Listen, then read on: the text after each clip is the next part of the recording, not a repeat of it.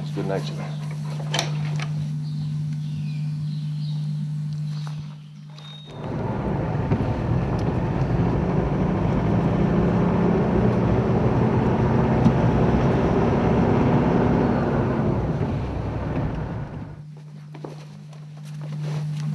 You'll hear that beeping all day. Be good.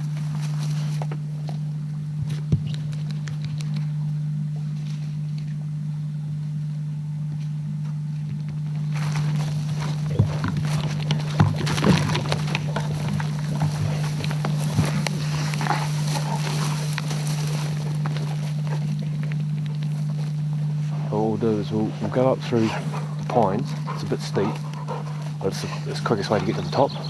Get outside. The quickest way to get to the top, and from the top is actually some of the highest points. Oh. So you can get the views from up there once the sun starts coming over the hills. It'll be really nice. Eh?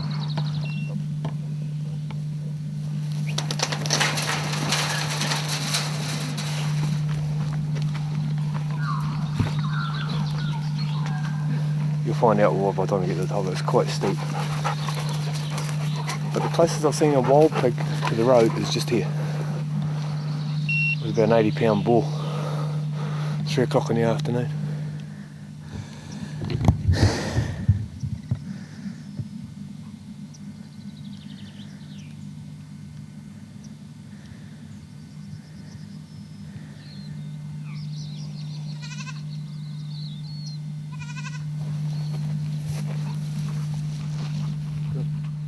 Alright, we've just climbed up the huge gully. It is so massive, and I was huffing and puffing and sweating, but we've finally made it, and beautiful, spectacular views. The sunset is, the sunrise is rising, the sun is rising at the moment, and well, we saw some possum tracks where possums kind of go from where they're home down to the pines, and it's a well-used track. Still had poop on it, so they're obviously still using it. We saw some goats as well, but we still haven't seen any pigs, so let's go and see if we can find some.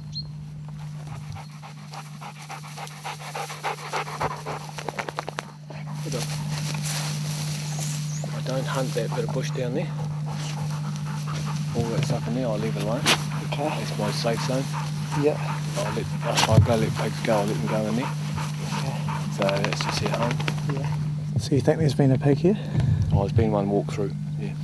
Yeah, all the dogs are sniffing around. Pig It's hard this time of the year because it's so much, so dry and so much grass. All the pigs are doing is eating grass. Yeah. Like in the tawa tree here, when that's finished dropping its berries in the winter. When was it late? Oh, end of the berry season.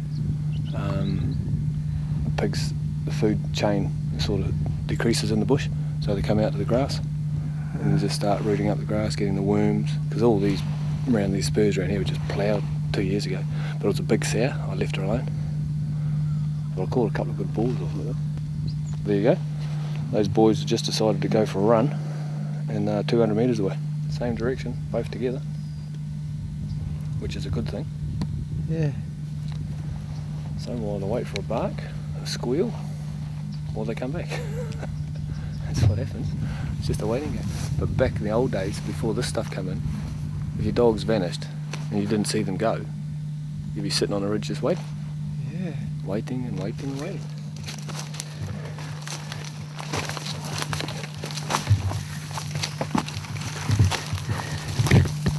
Alright Pat, what's just happened? We've just lost a pig. Oh no! The dogs have obviously tracked one off the grass. I've come down through the ridge, through the pig track, down through the bottom. I have lost a good pig in here before. There's a bluff down the bottom, and I think my pup's been stuck on that. That's what the noise was. Okay, so the bluff is a big cliff, yeah, just a right? big drop off. Big drop off.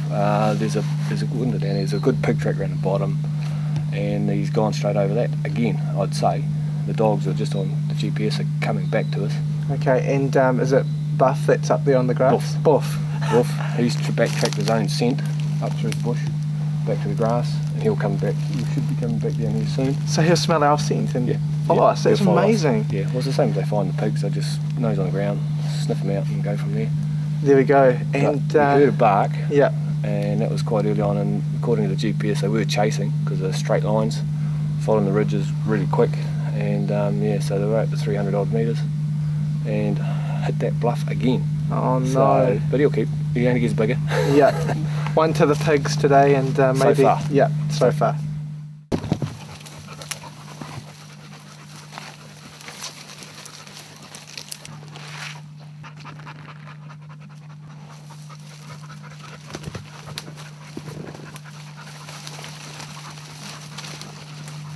There, that's only a small pig.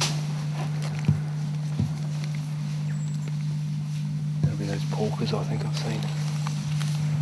Fresh pig crap. Yeah, the small pigs, the only defence I've got is to run like hell. Like they can't stand and fight the dogs. They've got no chance. So they'll just, if they get the chance, they'll just gap it and just keep running. And a 60-pound pig in the right area will outrun a dog downhill. The dog's got no chance. There's marks here, it's not fresh fish. Stinging nettle. The little spikes on it. You have a close up on that one there. You can see the spikes on that. They're full of poison. At certain times of the year when the bushes are quite small and potent, they're very hard on the dogs. Your dogs come back and they're coughing and spluttering. It just wrecks their breathing. We just hit some semi-fresh pig rooting. Bo's just come back, so it's not hot. But in a nice damp gully like this, it'll stay fresh for quite a while. This has got a few leaves in it now, so it's not overly fresh. But the rubbings and that in here, so there's been a very good pig come through.